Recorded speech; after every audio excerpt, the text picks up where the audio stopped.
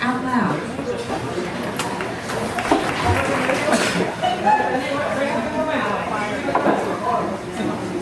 I go into premature labor and my doctor puts me on an IV that makes me feel like I've had 56 espressos. I'm on the back seat of the station wagon, on all fours, panting like a dog. After 2 weeks, the doctor says, I can take you off the truck tomorrow, but if you go into labor, I'm going to be way out on exit 51 on the LA for Thanksgiving. If you don't mind, can we wait today? This Japanese doctor has been head by the forceps and jumps on my belly to get a better grip.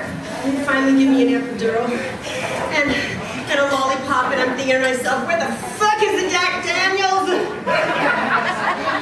nurse comes in and I say, I feel something happening, and she looks at the monitor on my belly and says, no, not yet. I'm pushing like crazy, but every time I stop, the baby gets sucked back up inside me. The umbilical cord is wrapped around his neck. The nurse comes in again and I say, look, I think I'm having contractions. She checks the monitor and says, nope, not yet. I don't know what the fuck's happening to me. I never took the baby course, and my body's gonna split in two and I start screaming. This woman is screaming in the hall. A nurse comes in again and I'm in agony and I say, look, lady, I'm having contractions. Another nurse comes in behind her, looks at my belly and says, you've got the monitor on upside down. Billions of women have done this, right? I'm great. Oh, I'm parenting. I'm pushing. Oh, my first. My third. Oh my God! One more push. I think my third. One more. Whatever you do, don't stop. Oh my God. Holy shit! Oh dear Lord, why don't you just get in the car and just go? You aged 10 years at one of my mother's goodbyes and she's in rare form today. After all, she is saying goodbye to her first grandchild, my 5-year-old little precious. You're in the motherhood club now, she sings, punching Dad in the arm till come in the chorus. You're in the motherhood club now, and life will never be the same. Bye-bye, Mom, Dad. Yes, it's been great. Couldn't have done it without you. Bye-bye. Just when I think I'm finally free, she jumps out of the car, waving a bunch of photos. Look at this picture, she says. How many kids do you see? 4? That's right. 4 children. Popped out all 4 of you myself. No science fiction judge to my back. Barely enough children from my throat. The nurses all wanted to give you an award for being the most silent mother to be. And you've been making up for lost time ever since. My point is, honey, motherhood's about suffering. Sometimes it's silence and you just can't operate the same ass backwards way anymore. Remember, Mom, I'm the one who planned for motherhood. Planning is for shit, smarty pants. God favors your child over you now. God favors your child over you now, so plan on that. Watching the tears well up in her eyes, I'm thinking that maybe her staying another day wouldn't be so bad. Mom, is there anything else I should know about? Something that maybe I forgot? Wrong. Gentlemen, close your ears. Close them. Well, honey, here goes. Men like to pause at the doorway, not fall through it. So whatever you do, get that little doorway tight again. It's really quite simple, dear. Squeeze, pull, release. That's all mothers do all day long. Squeeze, pull, release. 45 years later, I can still hold a dumbbell up there for another round. Not a flounder like a steel drum. Now that's what you call motherhood. That's it. My husband decides my sanity has been now costing long enough. Finally gets done to put 2 feet in the car and just swing that off the airport, leaving me standing there waiting. Feeling lonelier than I ever have in my life. Wishing, yes, wishing that I could call her back again, but I can't. So, that's what I find myself doing. Sweet, cold release. Maybe that's what mothers do all day long. Maybe that's the definition of motherhood. You do squeeze your child, you hold them tight, and eventually one day you release them out into the world, but not today. Not today. Squeeze, hold, release. What now, Mom?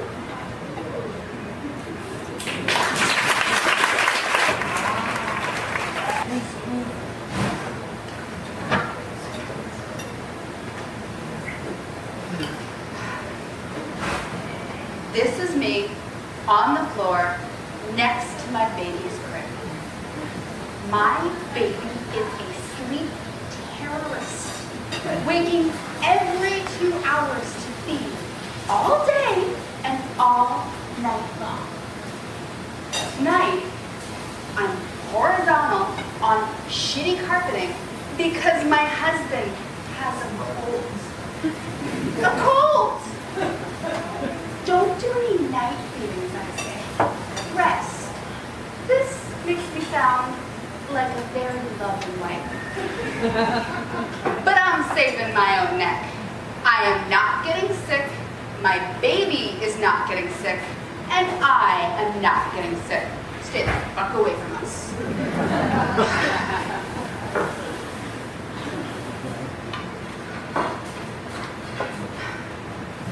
I used to be an insomniac. I spent a great portion of the last decade not sleeping. So I thought the sleep deprivation part of motherhood would be easy. After all, I love 2 a.m. I'd stumble into some diner from some dance club and eat French fries. Or sit awake and enjoy the quiet 2 a.m. at home. I'm a 2 a.m. kind of gal, I thought. I can function on 4 hours of sleep. Fuck that. Sleep deprivation is killing me.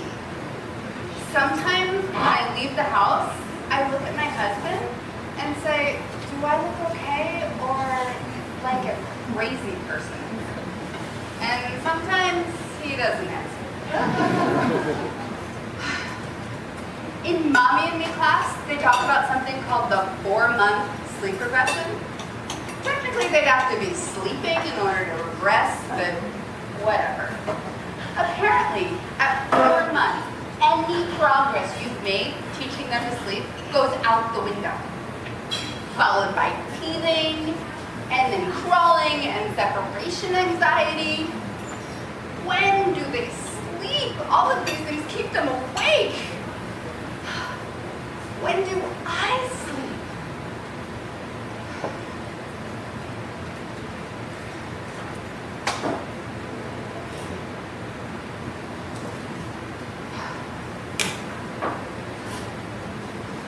I saw this play about Romania just before the revolution. I bet those characters could sleep on the floor. Those characters, hungry and clad in gray, could sleep on this carpet without creature comforts. Creature comforts don't exist when you're overthrowing a communist regime. Or maybe we're escaping Nazi Germany and sleeping on all sorts of carpet as we're fleeing for the border, like the pianist and the pianist. Or camping. I've gone camping in the dense forest and the tents are inadequate and the floor is cold and there's nothing resembling a coffee shop anywhere. Oh my God, what are we doing? My bears.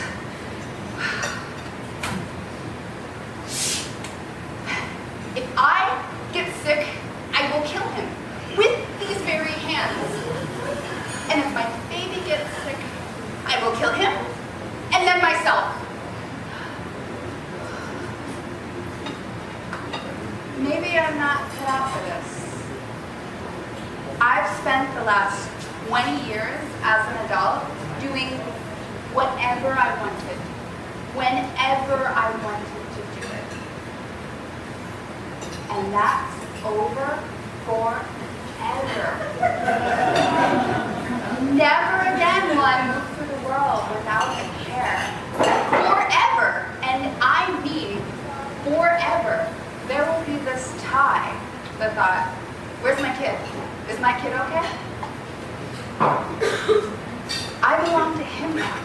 With my husband, I can at least pretend some sort of Ricklian two solitudes that border each other bullshit. But with my baby?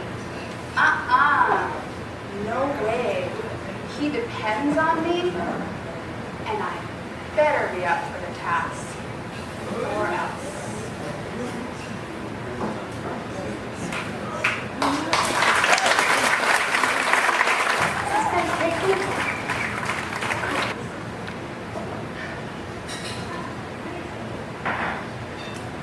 Harry, put it down. Put it down, Harry. Come on, babe. Tricycles are a means of transportation. He's 3. Everything is a penis. God, I hate the park. If anyone had told me I would be sentenced from 5 to 10 years in the park, I was stuck with a cat.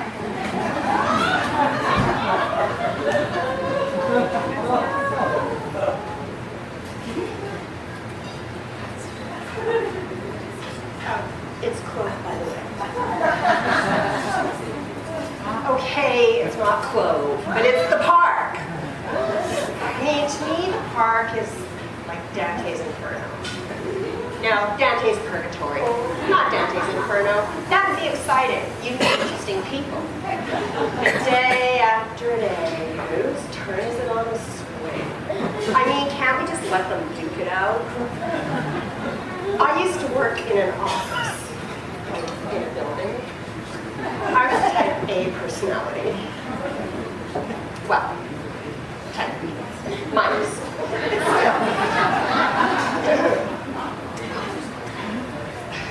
They're boys. You gotta take them outside. They will not play Scrabble. In fact, they'll throw the pieces at the cat. And they won't miss, because they're boys. And God forbid you let the father take him to the park. I mean, he'd be like, "Where's mommy? Working?" He'd be in therapy for the rest of his life. Harry! Harry! Put the little girl down, Harry. Put her down. Come on, babe. Put the little girl down and use your words. Not those words. Oh, remind me to cancel showtime. Excuse me, is anyone sitting here? Oh, no. I love your diaper bag. Yours too. It's closed. Dakota, just tell the little boy to go away. Do not let him do that with your Barbie. Must be one of the nanny's kids. But I think it's good they negotiate with all kinds, don't you? And because hell is not an issue for me, I say, sure. Hi. Hi! Lower register is shot the moment the baby drops. I love your diaper bag. Yours too! Hey, can Dakota have a play for me today? The play date. The play date is like the park, except in your house. For little boys, it's like, I've wrecked everything in my house, now I get to come wreck everything in yours. Still, I do hope they invite us. How's 12? Great, I can make the gyrotonics. Ugh, I can make gin tonics. I just pray these two sleep through the night so I have the energy for class. Well, I hope you're going to Ferberize them. Ferberize. Isn't that the book where they say, if she cries, don't cry? Like, ever? Just let her scream all the way through the Colbert Report? It's about letting them self-soothe. Oh, I wish we'd Ferberize Dakota. I can't even get her off the pacifier. Oh, have you tried sugar on her finger?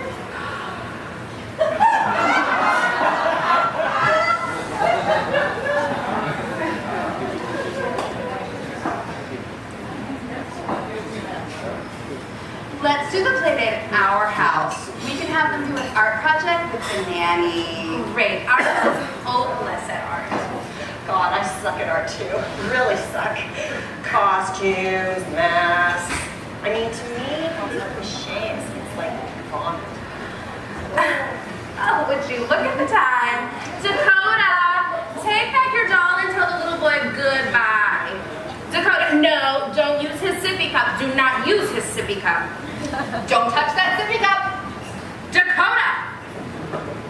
Orleans, drop that sippy cup now. Drop that sippy cup. He's probably not even vaccinated. Damn it, Harry. Just take back your sippy cup and put it back in the shovel bowl, Harry.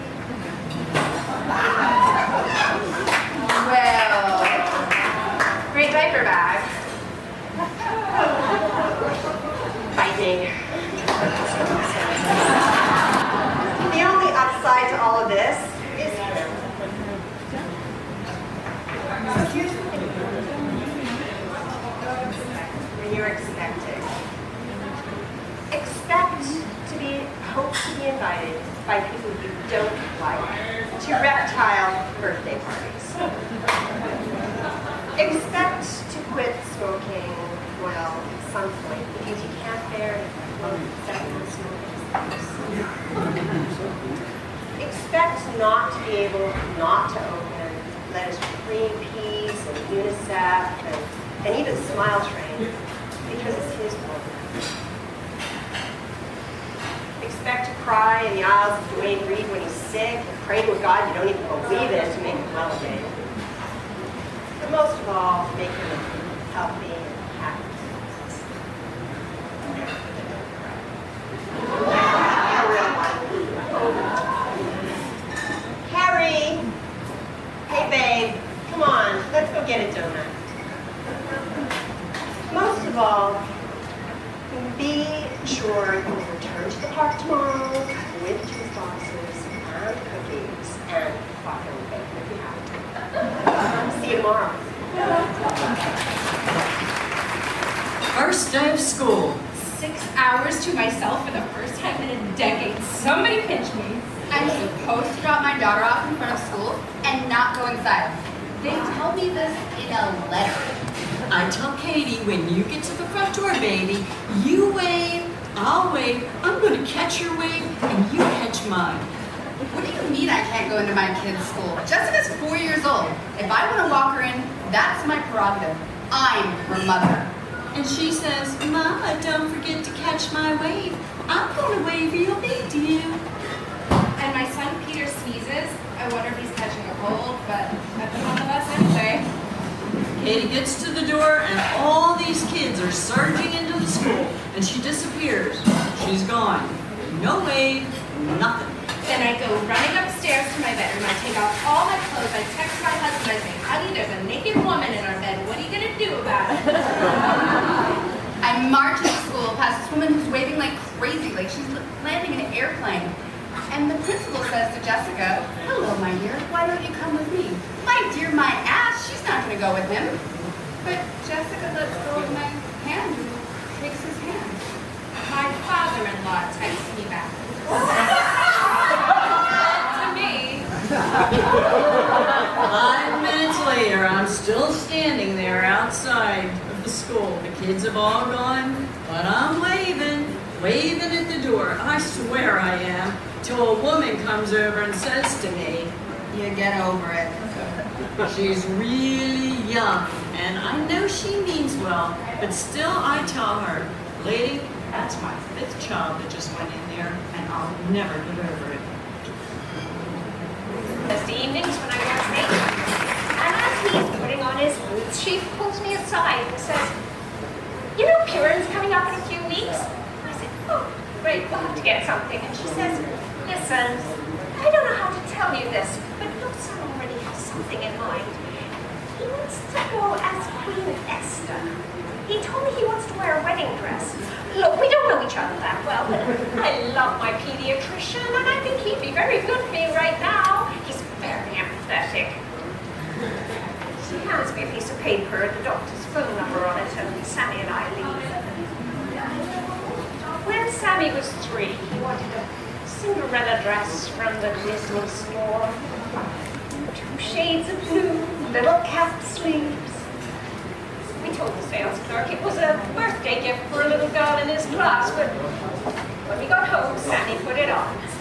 He wore it every night for 3 weeks, and then I shredded it in the washing machine. He didn't mention the dress again, and neither did I. When he was 5, my mother gave him a Buzz Lightyear costume for Halloween. Begged me to take it back and get him a Sleeping Beauty dress. I couldn't. All this time, Sammy's father is trying to find Sammy a sport. Every other weekend, it's all over Sammy. This is how you throw a football. This is how you hit a forehand. This is how you drill a basketball. Sammy's coming home with a broken finger, a twisted ankle, and a bloody nose. But he never complains. I call Sammy's father and ask if he could tone down the ESPN lessons. He loves Sammy. He likes it, he says. He's going to be the next Derek Jeter. Sure, I think Derek Jeter likes to wear a little black dress and clothes. After my conversation with Lois, I decide we can skip during this year. I say to Sammy, we can make Hamantaschen and go visit Grandma. Sammy loves to bake. Fine, he says. And the costume thing goes away.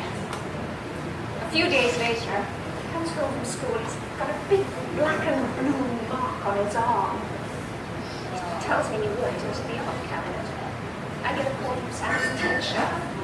Sammy's not participating in class anymore. Sammy's getting into fights. Sammy's sitting by himself at recess. Then I get a call from Sammy's father. Sammy won't eat. Sammy's not happy. Sammy looks miserable. And then the son of a bitch says maybe we should revisit our custody agreement because it's obvious something's not right and I hang up on him. Which is bad because he can hold that against me, of course. So that night, as he's getting into bed, I say, hey, buddy, I had a call from Mrs. McCarthy. She says, you're not being yourself. And he says, what's being myself? And I say, being who you are deep down. A good kid, a confident kid, a happy kid. And he says, Mommy, I don't feel like myself anymore just now. And I say, you don't feel like yourself? And he says, no, I don't feel like me. Now, the kid is 7 years old, and I think I'm listening to some psychopath he's heard on the radio. But he continues, you know what would help? What's that, Sammy? A barrette in my hair. A barrette? Yes, that, and a pair of high heels, and I want to go as Queen Esther to Purim. Esther? Why Esther? Because the king wanted to kill all the Jews. And she told him if he did that, he would have to kill her too. And the king loved Esther more than anyone. Well, couldn't you go as Mordecai? He was there too, Esther's cousin. But Esther was the only one willing to sacrifice everything to change the king's mind. Mama, she did the right thing. I don't sleep. My kid really wants this. And if I pass judgment on him, what's everyone else going to do? So, the next morning, I go to the Disney store and I buy the Sleeping Beauty dress. Pink, sparkle, fake organza. And I have it waiting for him when he comes home from school. He runs upstairs and puts it on and calls me to come and look.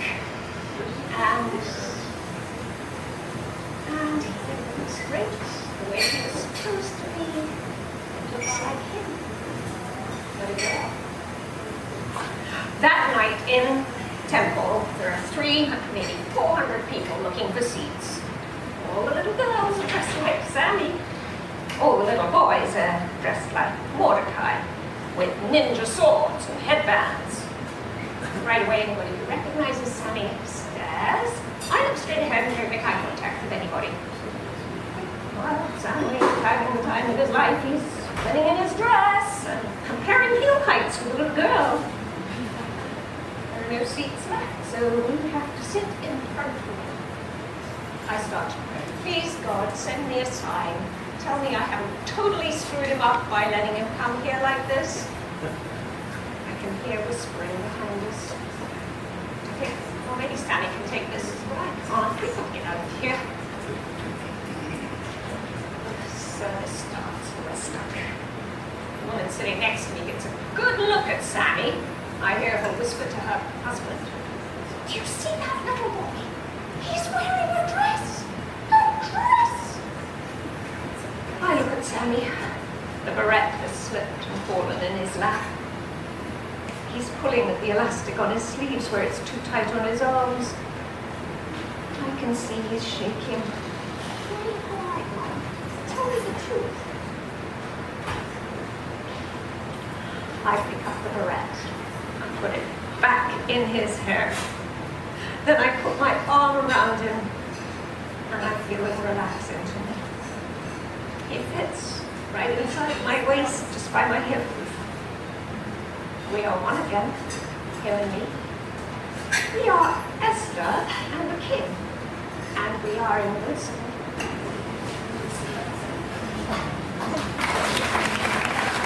Sometimes when people meet my daughter, they say, Why, hello, what is your name? Cleo, she says. Her name's Cleo. And then they turn to me and say, oh, she's so beautiful, thank you. Where is she from? China. I say, Are you teaching her Chinese? for some reason, this is a really important question for everybody, whether I'm teaching my daughter Chinese or not. No, I say. Oh. Well, not yet. Oh. And if this person happens to be another parent who's adopted a Chinese baby, they say, Do you teach her anything about China? well, of course we do. I mean, we've got tons of Chinese books and Chinese art on the wall, and we watch Balloon like all the time. Like all the time. And because I still feel bad, like what kind of terrible mother would not teach their daughter Chinese, I say, Mandarin. That's the appropriate response. Mandarin, I say. You see, we have a child Cooper, and he's 12, and he's our biological son, and if we didn't teach him Chinese at the same time as we taught our daughter Chinese, well, it would be awful. We just wouldn't want to do that. Somehow, this response gives people all kinds of permission. Your son is biological? Yes, he is. If you have a biological child, why did you adopt? Okay, I hate this question. And by now, I hate her too, but what can you do? Everyone is so polite. It's just something they want to do. Do they get along? What? Do they get along, your son and daughter? Do they get along? Like, who would ask that question of a normal family? Wait a minute, we are a normal family. Yes, most of the time. Isn't that great? Now, did you go to China to get her? She's from China. She's Chinese. Yes, we did. Did your son go with you? Yes, he did. Oh, well, that must have been a wonderful experience for him. Actually, he kind of got sick of it. There was this one point when he refused to get off the bus. We'd gone to this fabulous museum with all kinds of excellent dioramas. Lord Bao, here we'd been as some advisor to an emperor. And he said he was so sick of traipsing all over China with 20 freaked out new parents and 10 screaming newly adopted Chinese babies. He said, I refuse to get off this bus. Those were his words. I refuse. Well, I had to get back on that bus, and I had to say, look, if you don't get off this bus, you are not going to get Yangoy cards when we get to Yangao, a city we've been told hate Yangoy cards. This little threat got my dear son off that stupid bus. Yeah, he loved it.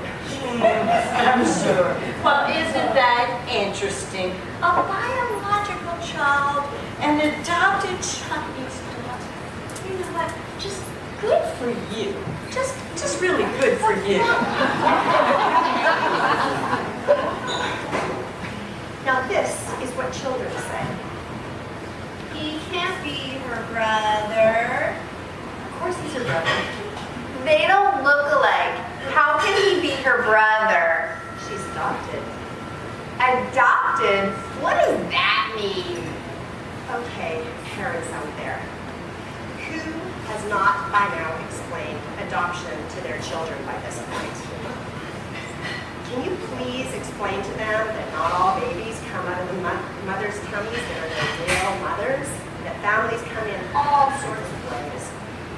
Am I expected to be standing in a park explaining adoption to a strange child while my own child is standing right in front of her? And quite frankly, it gets a little freaked out and confused when kids say this in front of her. Why don't you go ask your mother about adoption? I know what it means. It means you're not a real mom. Go away. Go away. Okay, so your daughter's from China, your son's biological. So it's not that you're infertile. I really don't want to talk about my fertility with mere strangers. Your daughter's Chinese and your son's biological. How is that working out? You're like any normal family.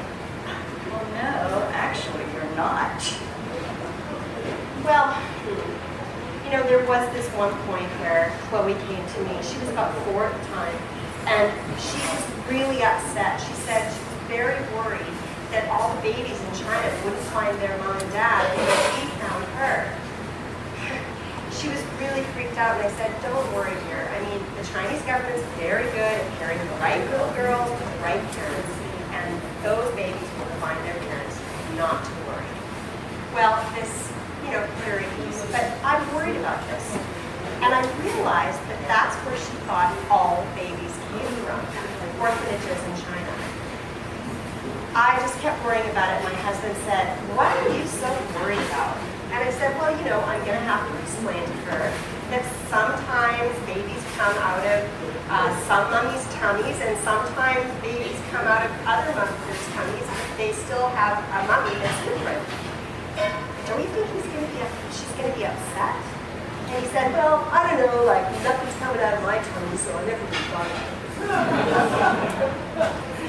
Well, I did tell her. I said, Cleo dear, sometimes babies come out of mommy's tummies. Well, she laughed and laughed. She thought this was the most hilarious thing ever. And I said, well, you know, honey, it's really funny, but Cooper came out of my tummy. And this gave her pause. And I said, and you came out of the tummy from somebody in China. And we talked about it for a little while.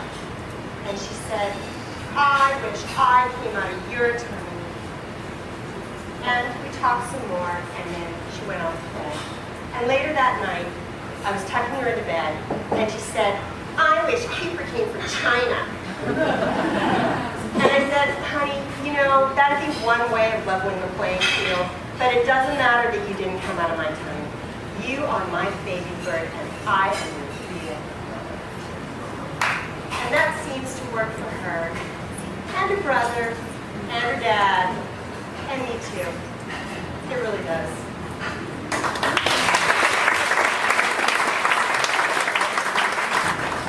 First words out of his mouth. Where's your mommy? Why am I even surprised? They all say it. Salespeople, waitresses. Where's your mommy? Oh, is your daddy giving you a break from mommy? Why would Santa be any different? You know, instead of pretending I don't hear it, I turn to him. I say, hey, fat boy.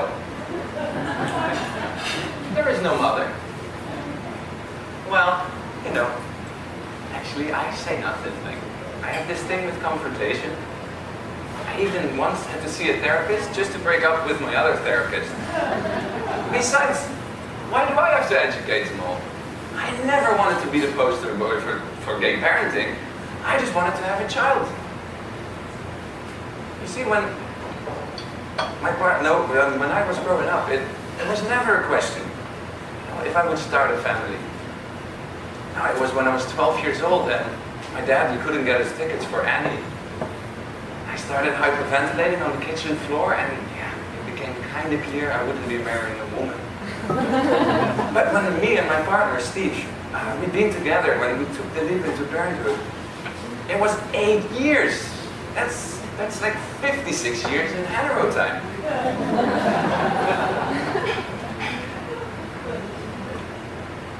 So, you know, our gay friends, they reacted in their typical low-key demeanor. A baby? What are you thinking? You own a suede couch from Armani Casa.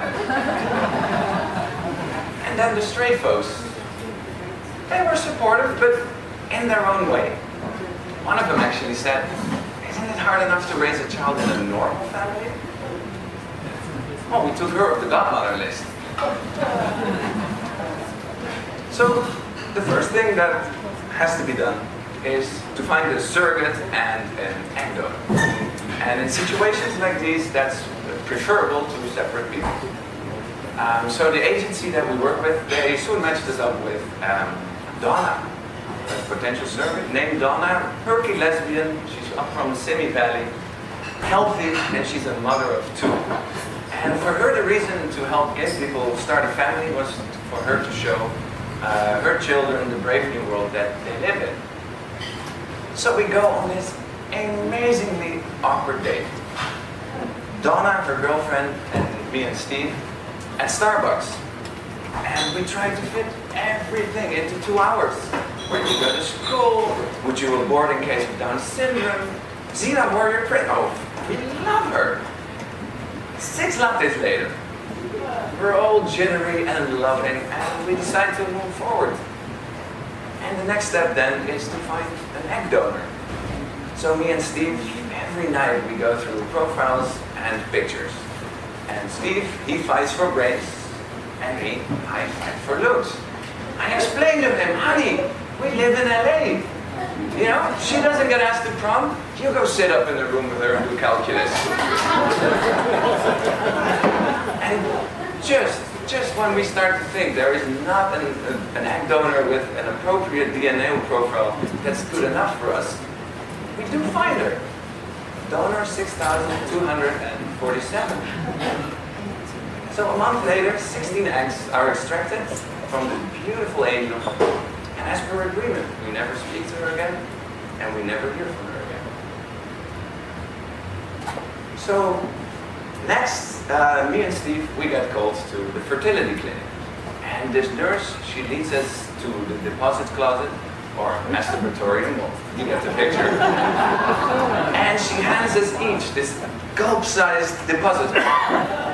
And she tells us, no spit, no lube, no water. And I start sweating. 2 minutes into it, Steve knocks on the door, tells me he's finished. I tell him, I'm freaking the fuck out. I need some support. And he tells me, hurry the fuck up. Our parking meter is running out. Imagine the father he'd be, yeah? But still, the thought of having a parking ticket, it does the trick. And I quickly finish up. So 72 hours later, one lucky egg is implanted in Donna's womb. And then we hold our breath for 10 very long days. And I'm at work, and Steve, he calls me, and he's crying, but Steve, he cries watching, you know, Little House on the Prairie reruns. So at this point, I'm not exactly sure, are we having a family, or did Pop burn up the bar? But then he spills it out. He says, we did it. We're having a baby. And we agree, we will not tell anyone for at least 3 months, right? Oh, of course, we tell everyone the very first after. So Donna and us, we talk at least twice a day. And she is the most amazingly responsible person I know. Yet, every night I have these visions of her doing bumps of crystal meth at some rave party, dancing to my head. When we go visit her house, I sneak into her kitchen. I go through her garbage, checking if there's not any mercury-tainted tuna can fish. I read online that oral sex can cause air embolisms, and they can lead to spontaneous abortions. And of course, then, we try to work it into casual conversation.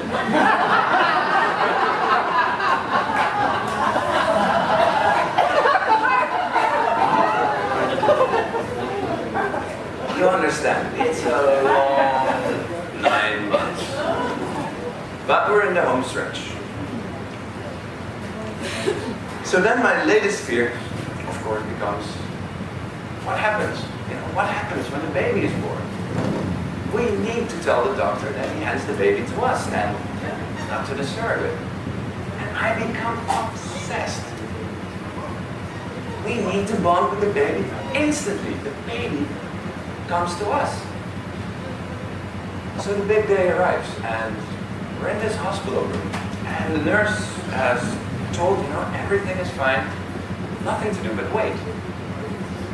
And 4 hours later, the contractions start. They're like 1 minute away, and the nurse says, start pushing.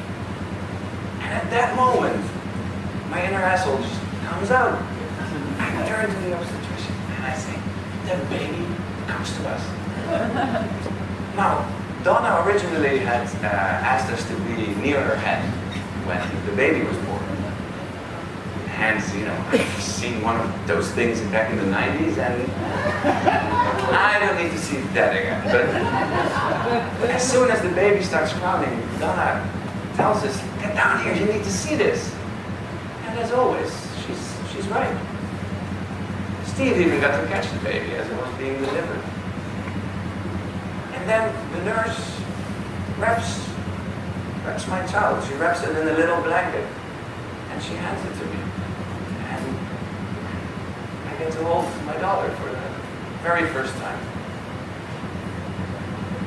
But then I look down at Donna, and she is snotty and sweaty, and there's tears running down her cheeks, and all plans fly out of the window.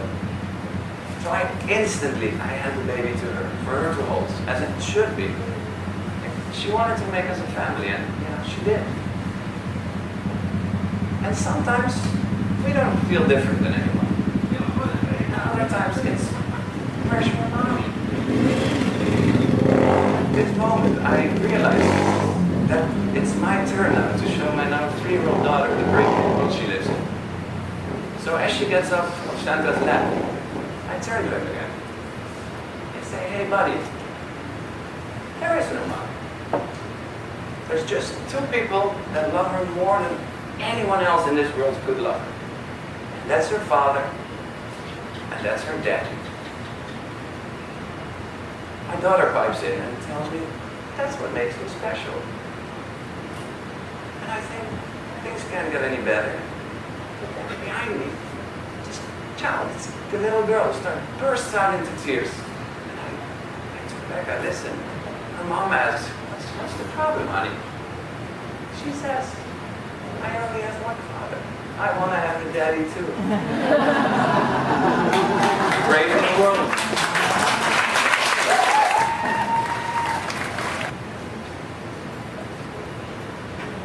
Charlene missed 3 days at school last week on account of the flu. She comes home after her first day back, and I say, so, what'd you miss?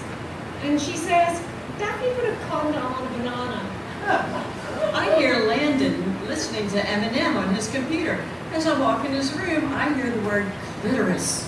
So I say, is this at lunch? So I think, is this a teachable moment? She says, Mom, don't be stupid. It was sex ed. And I heard the condom broke. I asked him, do you know what a clitoris is? And he says, oh, maybe. I took my daughter Sabrina for her first bra fitting. The woman says to us, we should come back later when she has something to offer. Words to offer. So I ask, did they give her another condom? Just because did they let her try it again? Just because the one broke doesn't mean she shouldn't use one. And Charlene says, Mom, relax. It was a banana.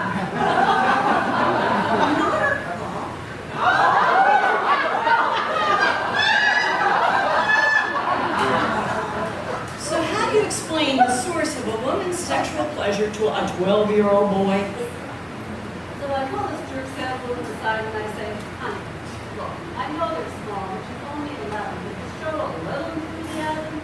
So I go and buy a bunch of bananas and a package of coffee. So I do 5 minutes on clitorises, making sure to mention all 8,000 nerve endings, and he says, yeah, thanks, you can leave now. Instructions are special, 2 for 1.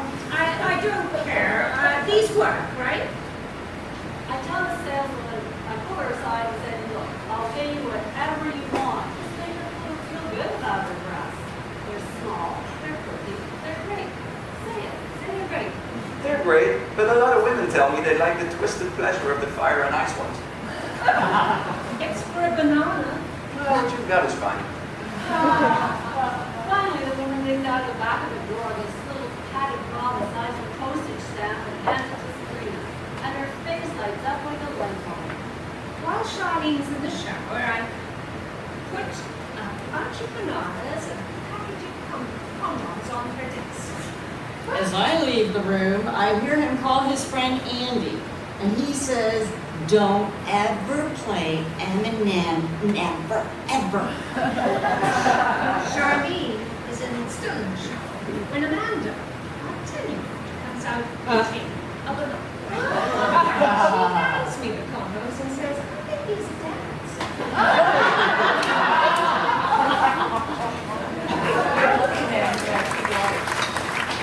I met the girls one winter day in a boatyard, his sailboat up on blocks. Beth, 14, stood behind him, so still I could barely see her. Callie, 12, leaned over the railing and said, hey, anybody down there want to come up and help me? I climbed the ladder.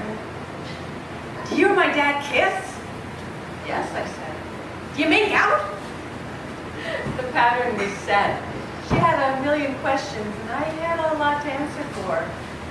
Well, Duncan hadn't exactly left his wife for me.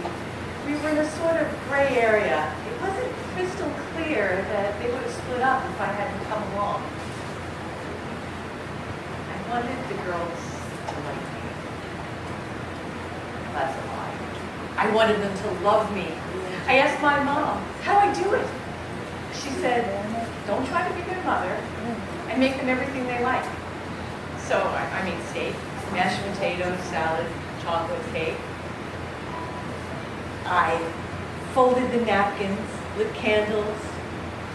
I asked them to help me with the salad dressing, but Duncan had already mixed the oil and vinegar. Still, I thought we were doing all right. But the evening ended early. Beth had an asthma attack, had to go home. Callie and I took rides in my old car. I let her work the gear shift while I worked the clutch. She asked me to teach her how to drive. You bet, Cal. You're older. She had a million questions. Why wasn't I a mom? Why didn't I want to have children of my own? See, to be a mom, you had to be stronger than I was. No, more than I knew. Be forever steady in a way I wasn't sure I could be. I guess I'm not cut out to be a mom, I said. Oh, you'd be a good one. You're a good stepmother, she answered. Beth called me her stepmonster. She wheezed constantly, gently, a little accordion with pain. Once, I wrapped a blanket around her and she leaned into me. I held my breath. I wanted everything to stay just like this, just to be better. The wheezing got worse. One summer, Duncan's cousin got married. The whole family was invited. When we got there, I saw the girl's mother across the way, and I went to grab Duncan's hand, but the girls spotted her too, and they grabbed both of his hands and ran off. They stood together, Duncan, the girls, and their mother, facing inward. I took a step forward, but I couldn't see an opening. When I looked across the tent, Beth stared back at me. It wasn't with hate. It wasn't with triumph. It was with fear. It was just the look of a young girl that said, if I walked over there, everything that mattered in her entire life would be over. I felt shut out and illuminated at the same time. They were each other's family, and I was just so tired of trying to find my way in. So the next week, I taught Callie how to drive a stick shift. And then I moved out. The other day, I got a phone call from Callie. She's old enough now. She's got her license, been in an accident. She was at the hospital, asked me to come get her, and I did. She's got 2 black eyes and stitches on her forehead. They let her leave with me because she said I was her stepmother. Callie asked if she could spend the night. Put off telling her parents what had happened in the car. I want her with me, I do. But I know that she needs to be with the people who've been with her forever, even before the beginning. When I told her she couldn't stay, I felt it dissolve. That dream of being something like her mother. But I love Callie, I do. So much so that I would do anything for Callie. Even send her home to her mother. Even that. My son tells me that a girl in his English class agreed to go to the movies with him on Friday night. And I managed to say, oh, cool. In the most relaxed, unconcerned, hey, it's your life, not mine kind of way. I get her name out of him, but not much more. So I check out her pictures on his Facebook page. She's actually kind of cute. And look, she commented on one of his statuses. Ha, ha, LOL. I love her already. What a doll. At bedtime, I pop a Xanax along with my calcium pills and wonder if Michael is as nervous about this date as I am. God only knows. I seriously doubt he talked to me about his emotions. He's male, he's a teenager, and he's autistic. The perfect trifecta for emotionally shutting out your mother. Friday night, Michael puts on a button-down shirt. I blow dry my hair, dust on a little makeup, add bits of perfume, and spend an hour trying to find something to wear that doesn't make me look bad.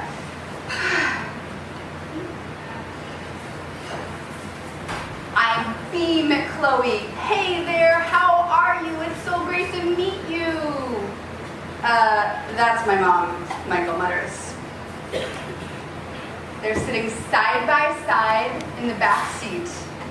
I can't stop glancing at them in the rearview mirror. Talk about cute. It's like having 2 puppies back there. I drive them to the cinema. Hey, look at me. I'm dropping off my son and his date. His date. Oh, maybe this is the beginning of a whole new era for us. You see, Michael was diagnosed with autism when he was 3 years old. He couldn't talk or make eye contact, and he flapped his arms all the time. I'd say it's miraculous that he goes to a regular high school now, except I remember the billions of hours of speech and behavioral therapy it's taken to get us here. And now he's on his first date. I'm waiting forever at the movie theater. Got there way too early.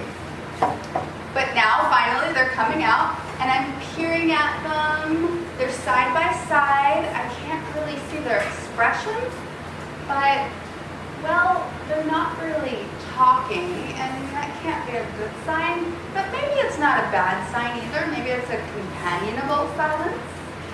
They get in the car, and I ask how the movie was. Chloe said she liked it. Michael says, it sucked. Says the lead actress in it sucked, and so did the directing and the music. Chloe said she thought the actress was pretty good. Michael says, no, you're wrong. That actress always sucks. Chloe says, no, she's been in a lot of good movies. Michael says, No, you're wrong. They're all bad. And begins to list each and every movie that actress has ever been in, every one of which, you guessed it, sucks. I can see Chloe's expression in the rearview mirror, and my heart sinks. To each his own, I cut in desperately. So, Chloe, tell me, what does your father do for a living?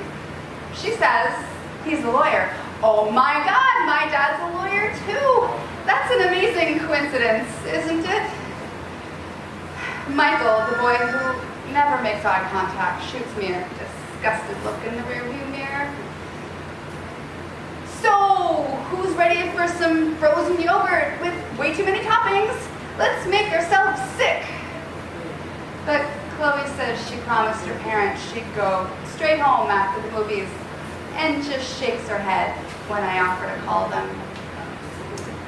We get to her house, and she jumps out of the car and quickly thanks us before slamming the door and racing away. I probably should have kissed her, Michael says. I'm not so sure, I say. Why did you talk so much? That was embarrassing. I was trying to help you make conversation.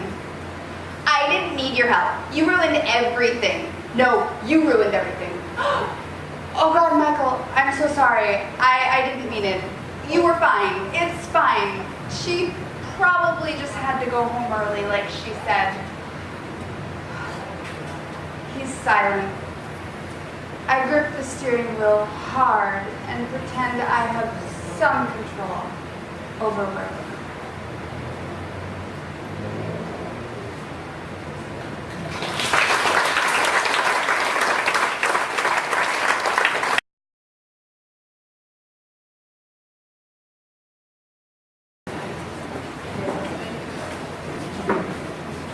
3 days before graduation, 3 days. My son's giving the valedictory speech, and I know he hasn't written it yet.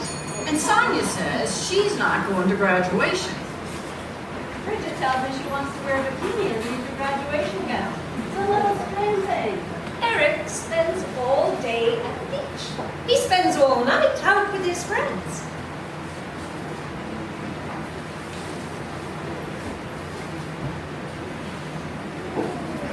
Does it have to be? Okay.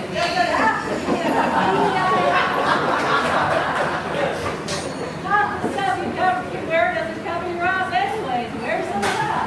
Has that ever written this speech yet? No, and don't bug him. First one on both sides to graduate high school, and she won't go. I beg her, I plead with her. She says, no way, you're making too big a deal. I start getting phone calls from the other moms. And Isla and Bridget wear a bikini underneath her gown. Jesus Christ, whose side am I on? Do I have to pick a side? Has that ever written this speech yet? No, and don't bug him. I have been cooking for 3 weeks. I've got 65 people coming. I get an email from the principal forbidding the girls to wear bikinis underneath their gowns. I should have forced him to write it last week. This whole thing is driving me crazy. This is crazy.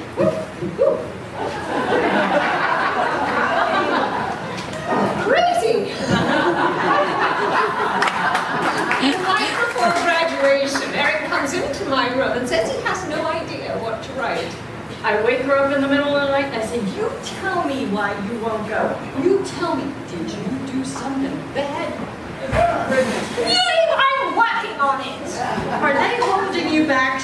She says, don't be stupid. Then what? I asked. Tell me, please. She says, you're all just too damn loud.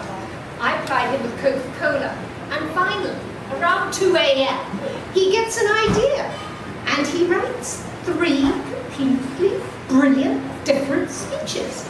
He reads them to me at dawn, and each one is brilliant. Brilliant! So we make a deal. She says she'll go to graduation if just Pappy and I go alone. The next morning, I call everybody else and say, don't come. After breakfast, I tell Bridget I'll make you a deal. If you can wear a bikini underneath your graduation gown, if I can wear a cheese string underneath my miniskirt. Eric's speech was called The Virtues of Procrastination. Keyword breath. Pappy and I go alone to Sonia's graduation, and we sit there and we wait. And when they say her name, I take out my cowbell and I ring. Tough on her.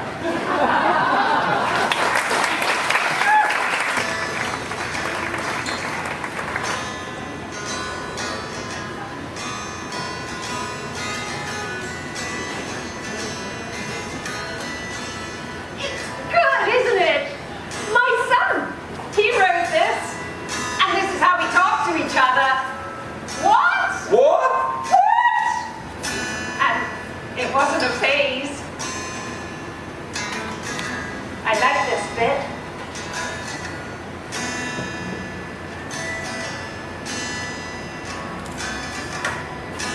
My husband and I were married for 10 years before our son was born, and we became parents. Proud, careful, older parents. And despite my ridiculous overprotectiveness, like I bought her son a skateboard and just let him ride it. I bought her son a skateboard and ran alongside it. But despite things like that, my husband was patient, and our son kept going. He created a world of his own, a musical world. This was the sound in our house from 7th grade on.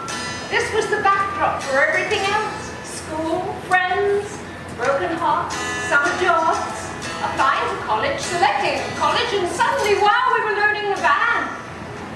His guitar was the last thing he packed. We drove our son to school. 2 parents in the front, 1 young man in the back. We moved him in. Drawers filled, bed made, posters up, his guitar and his amp by his desk. And we met his roommate. Hello, hello. And then it was time to say goodbye. I didn't want to cry. I'd worked on this 10 months in therapy in his senior year. I wanted to give him a hug and a smile, and then the tears come on the way home, which they did. It was a highway of tears, which sounds like a song. And then we were home, and then we heard this. Quiet. But there were his old Converse sneakers by the front door. There were his guitar magazines on the steps to his room. There were his socks on the landing. And there was his toothbrush in the bathroom. His toothbrush.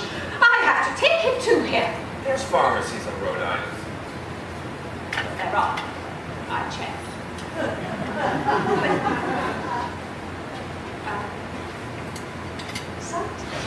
Our son is 20 years old now, a sophomore, and he's fine. School's good, friends are good, band's good.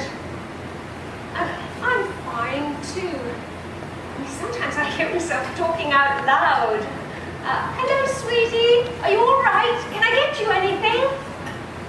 And then I wait. What are you waiting for? I'm waiting to stop waiting, I guess. And then he says, You don't really seem to be wanting to do that. it just seems to be taking a while, that's all. It seems to be taking a while.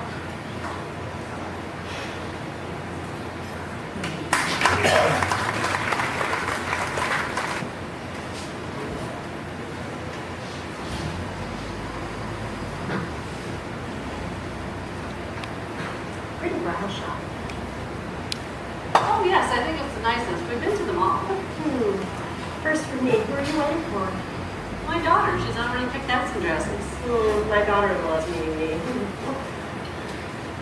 Your daughter-in-law included you? Wow. Yeah, Lorraine's a lovely girl. Best thing that ever happened to our son. Best thing ever. And that's what he always says. My son-in-law's a doll.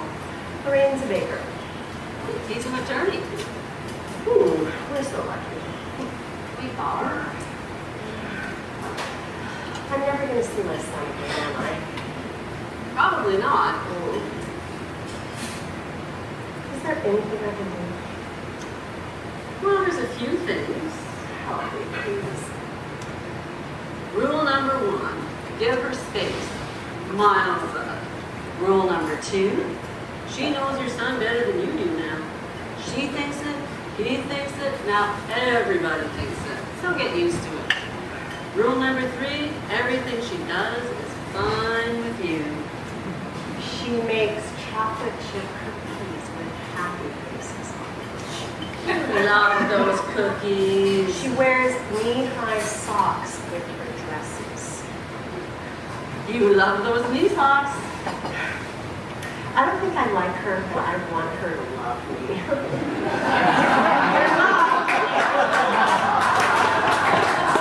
There must be something I can do. He's hers now. You know this? I know it for a fact. How?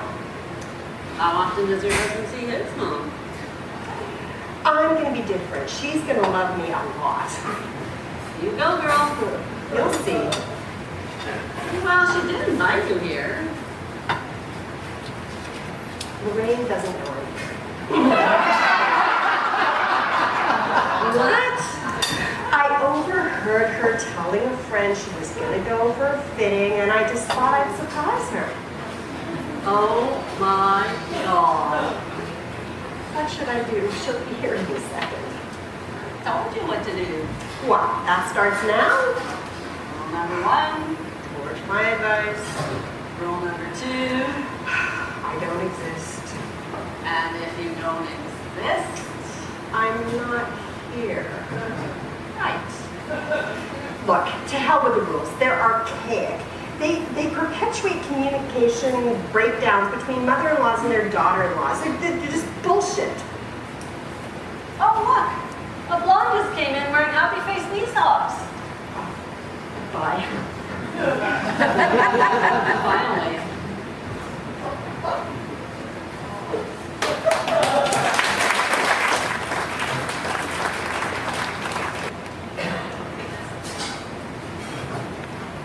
Day we left for Afghanistan, we got the same tattoo. A blue star right on our shoulder. You know, isn't it a weird thing for a mother and son to do? At least my ex says so. That ain't right. No mother and son should be doing that. He didn't raise him, but it's about it. The last time Brian was home on leave, he said, Mom, I've seen some things. It will make you sad. You know, you want to know the world before you see it. You want to see it first. You want to be the one to go first into the night. If there's anything scary there, you want to make it safe. It's just so frustrating that I can't. Because that is what a mother does. Knowing that I can't, well, that's just hard.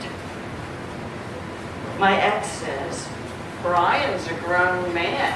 You should be so proud. I am proud, so proud of all my children. But Brian, he's my soldier. Life on the line was never going to be good enough for him like it was for his daddy. He wanted more. He wanted more than putting a windshield wiper on a truck. You know what? After high school, he even did EMT.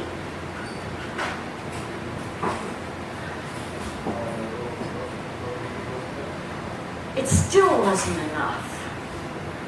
And one day, he calls me. He's so happy. He says, Mom, I found my calling. I joined the Army. I'm going to serve my country. I about fell off my chair. all I could think about was, we're at war. We're going to have to go to war. 3.5 months basic training at Fort Carson. He's gone. Now, working EMT in Detroit, well, let me tell you, that keeps a mother awake at night. But not like this. This is constant. It's all the time. From waking to sleeping. Yeah, sleeping too, because you're dreaming it. Half the time, you don't want to be watching TV. You certainly don't want to be reading the newspaper. The other half of the time, you're sort of like, where is everybody? Doesn't anybody care? One day, there's a knock at the door. I'm just here in my kitchen. I'm just fixing dinner. I hear the knock. I hear the doorbell. And there's 3 of them. They come like that in 3s. 2 are in dress greens.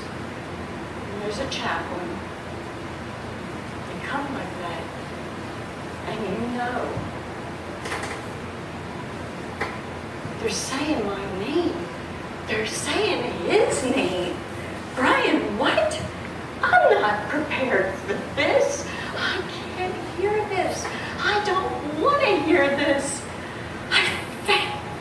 I fall over. And they tell me again. They say, Brian. And that's when I want to rip their eyes out with my teeth and my nails. And I'm screaming. I want to go back in time. I want time to stop. Wait. Just wait. It didn't happen. You see, I have to imagine that it did. So I can be prepared if it does happen. My ex, he laughs at me when I tell him. He says, you're being a damn fool. Doting, tattooing. He laughs at me. And he's laughing at me. You know what? You can go to hell. Because I will do whatever it takes. 22 stars I will tattoo, 1 for each year of his life. 23, 24, and I will tattoo, and I will tattoo, 75, 80. He is going to live that long. He will live. He will live. I will tattoo my whole back. And he will come home, and he's going to live. I will tattoo the whole night sky. And my soldier, he's coming home.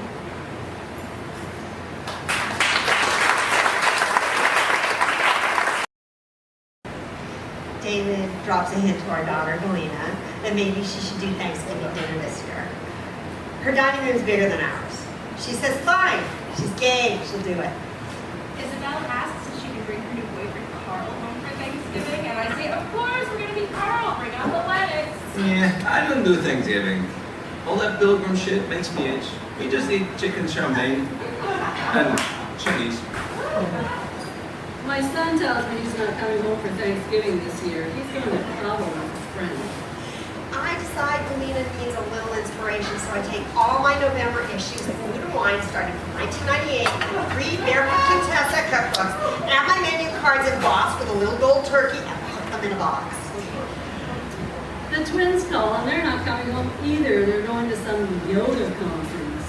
Then Isabel tells me that I've got to buy organic sheets or Carl can't sleep in our house. I rent 2 extra TVs. We paint our faces.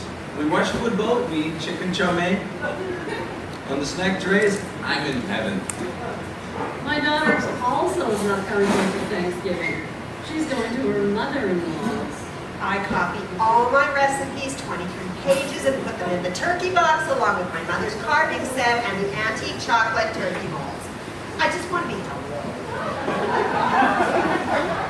Nobody asked what Mommy's doing for Turkey Day. Isabel tells me Carl's a vegan.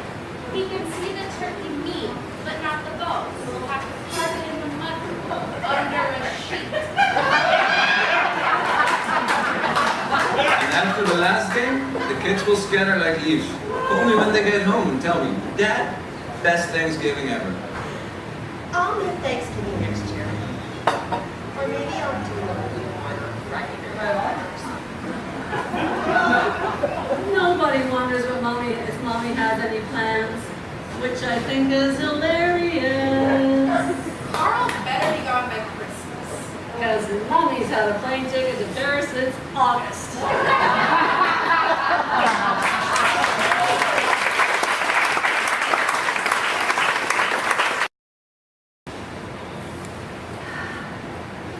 After my divorce became final, I moved back in with my mother. Mom was living by herself, so she said, "Why don't you come and stay with me for a bit? Give yourself some breathing space. Try to figure out what you want to do with your life."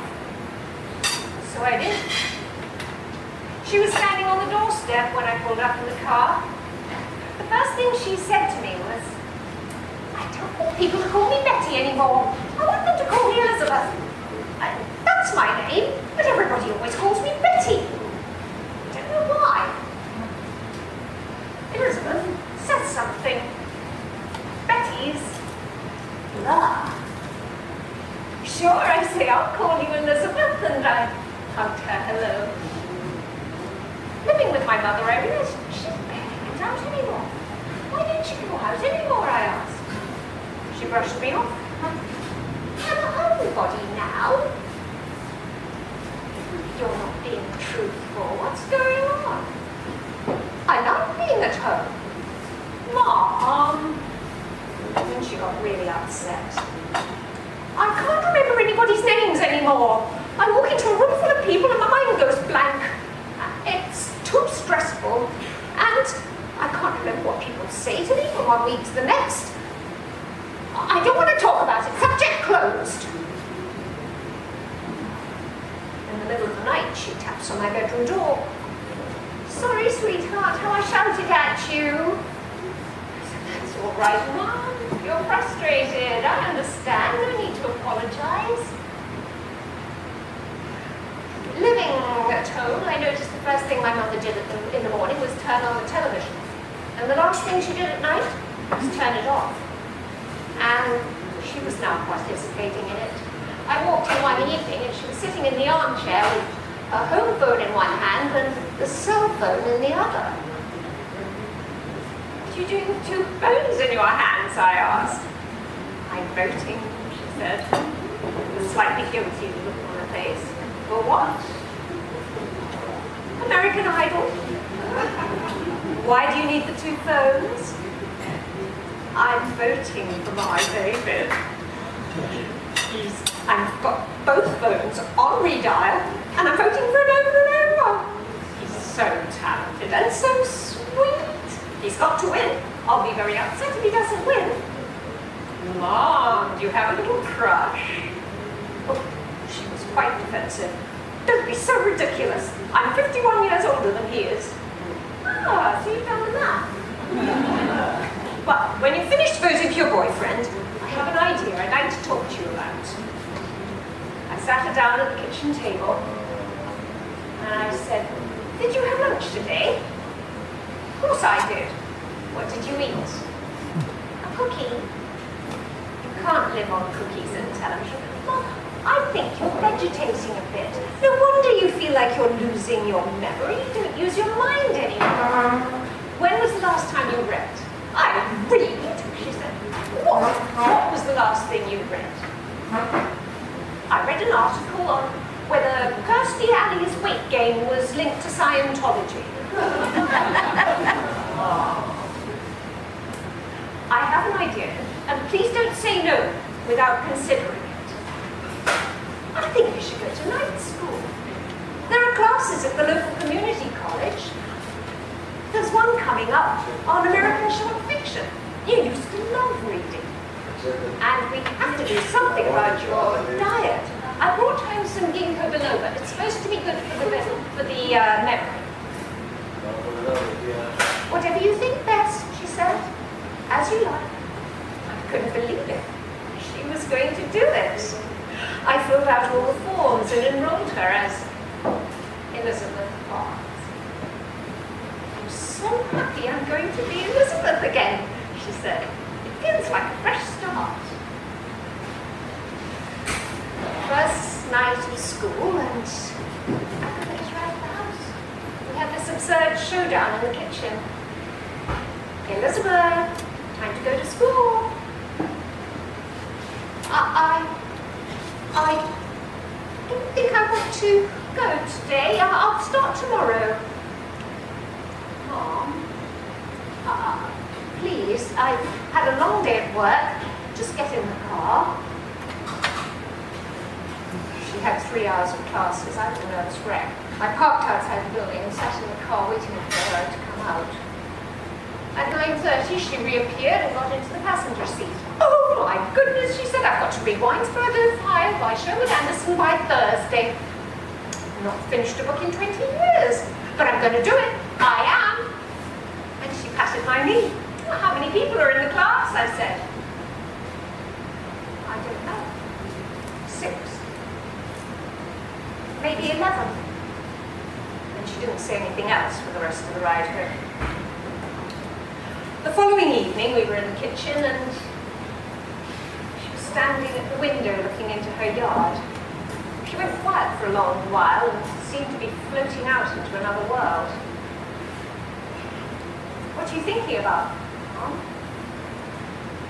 You know, I was just thinking,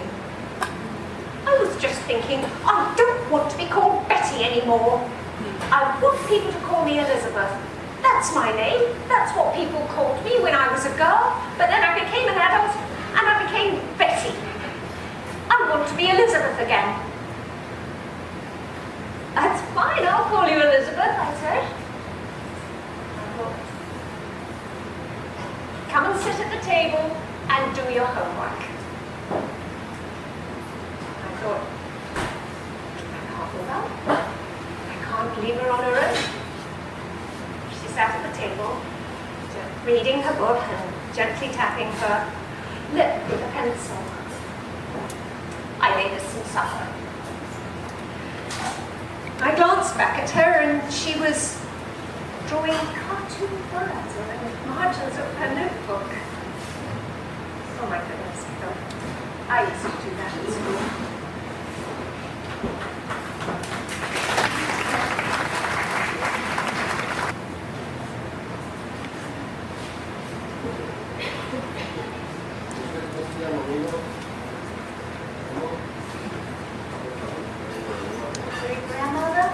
Great-grandmother?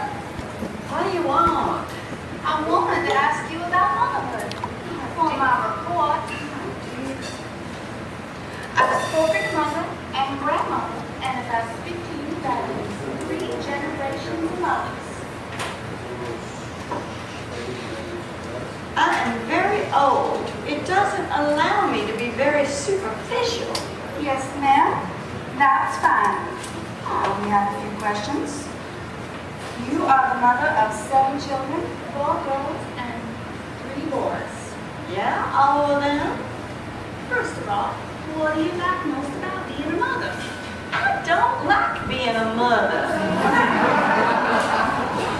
You don't like motherhood? No, it's something I didn't do well. I don't love all my children the same. Now they say you should, but 2 I didn't like, and 1 I despised. The one I loved the most, well, was a quiet person, never spoke. Oh, except for them allergy attacks and asthma attacks. We took a train to New Orleans about them attacks. The doctors there, and they scratched her back and put serums all over them to see what she was allergic to. It was legion. She was allergic to pollen, dust, the sun, the sky, her own skin. But she was my favorite. I cut her hair in a pixie cut. I cut all my children's hair in a pixie cut. Oh, the girls, that is, not the boys. The boys, that was short. Children, they don't like to wash their hair. They need less of it. Oh, and the tangles. Oh, I worried about them knots and tangles. How do you feel about having children? I hadn't given it a lot of thought. Do you use birth control? No, Why not? I'm 12. And no sex. No, hell no. When I was your age, we didn't have that option. That option of premarital sex. Birth control, it was primordial. And through it all, I became very pregnant. I tell you, I tried everything. The rhythm method, prophylactics, a diaphragm, outside ejaculation, oral copulation, lethal abortion, abstinence. None of it worked. Now you have choices, many choices. I can't tell you what a different world. That's good. No, well, not entirely. Many terrible things are in the world. Apparently civilization is going to end in unfathomable and brutal fashion. In the meantime, I am very happy for reliable birth control. Yes, of course. Because we all want to be wanted. The happiest day in my childhood was when my own mother looked at me and said, "Cynthia, I forgive you." And I said, "For what?" And she said, "'Cause you came to this household uninvited." Uninvited, but eventually not unloved. What did she mean? She meant eventually I was loved. That's what I hope for everyone. It's not inevitable love. Do you understand that, Helen? No. I don't think I want to be a mother. I don't want children. Well, good. You decide as you like. Ooh, I like this hair. How long is it without them tangles? I don't like short hair on me. Why would you? You're young. I said, beautiful young. I have a boyfriend, but he doesn't know. Oh.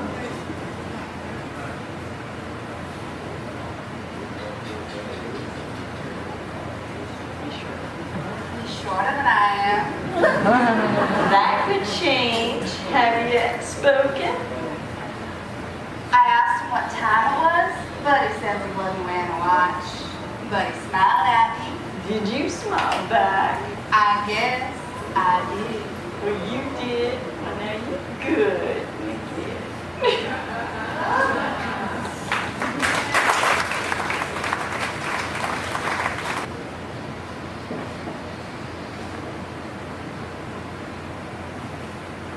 I'm going to tell you this now because I know how time creeps up on you.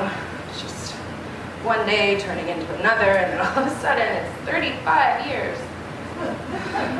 You won't believe that now because you're not even a month old yet, but wait. So I've got to tell you this now, what it was like the day, the hour, the very moment you were born.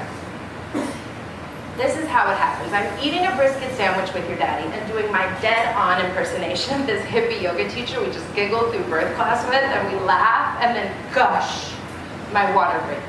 And 1 minute it's jokes and brisket, and the next minute we're driving to the hospital saying, but not believing, we're gonna be parents. I look at the car seat and its government-mandated 5-point harness, and I try to fill it up with the idea of you, but it failed.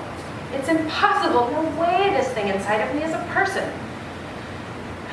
And at the hospital, there are hours and hours for things to get more real, contractions that get stronger and closer together, monitors that show your heart beating away, and still, it's impossible to believe. How will it happen? After the epidural, there's no more pain to distract me from the impossible task at hand. Your daddy's asleep in a vinyl chair. It's 2 a.m., and I'm left alone with beeping machines, ice chips, and paralyzing fear. And this goes on and on and on until at last I'm dilated 10 centimeters. They page the doctor, who comes breezing in just before 5 a.m., sipping a latte and pulling a crisp lab coat over his worn t-shirt. Just another ordinary day for him. He had time to stop at Starbucks for a latte. I can't stop shaking. The nurse whispers to him, she's panicking. And he takes his place at the foot of my bed on a wheeled stool, his face framed by my trembling legs. And he puts a hand on my leg, authoritative but gentle. He says, all right, Annie, this is what you're gonna do. You're gonna hold your legs up like this. You're gonna take a deep breath and let it out. You're gonna take another deep breath and you hold it, and that's when you push. Push with everything you got. Push exactly like you're gonna have a bowel movement, but don't worry, you won't have a bowel movement. You'll have a baby. Okay, ready? Deep breath. I know this is coming, this moment when they tell me to push out my baby, and yet, you've got to be fucking kidding me. Why don't you just tell me to speak Russian or fly? There's no way, no way. And still, I do it. I hold my legs up, I take a deep breath, I let it out, I take another deep breath, I hold it, and I push. Nothing happens. The doctor says, you're not really pushing, Annie. I need you to push with everything you got. And I want to kick out his sweet authoritative teeth. I know this is how it's done, but I can't do it. I can't do it. I do it again. That's it, Annie, that's it. Now do it again, and I can't.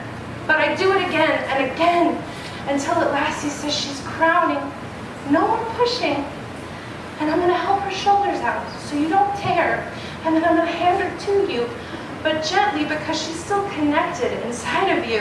And here she comes, and I'm still thinking, no way, this is not a person. And then here she is, and oh my God, you are in my arms, and you are a person, all warm and wet, with hands and bones and swollen little eyes darting back and forth. And you see me, and I see you. We both cry. You, a dry, rhythmic little wail. Me, an overwhelming flood of love and relief. Hello, my darling. Hello, my baby.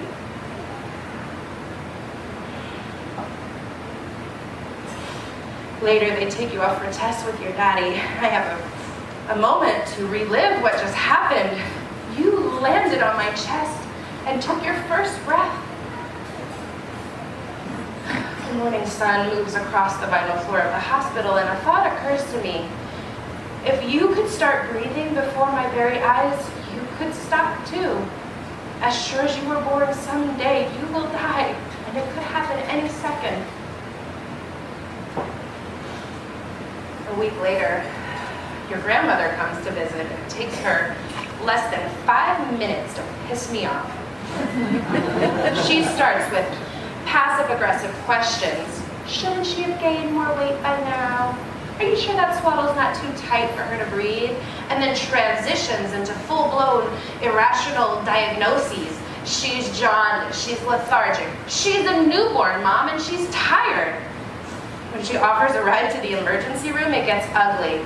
Mom, I saw the pediatrician this morning. He says she's small, but she's fine. I don't need you here undermining my confidence, and we don't need to go to the emergency room. But before I could finish, she burst into tears. You don't understand. You're still my baby. It hasn't been 35 years. It's been 35 minutes, and you just came out. I'm sorry, but you're my baby. Later that night, I hold your tiny body and I rock you in the glider. until long after you're fast asleep. I rock you until I'm no longer angry with my mother. So I've got to tell you this now, even though you can't possibly understand. I need you to know why I love you so much more than you will be able to tolerate someday. Because no matter how old you are, 10, 20, 70, there was a moment years ago that I will never forget when 1 second you weren't there and the next second you were. Life began and I got to be there.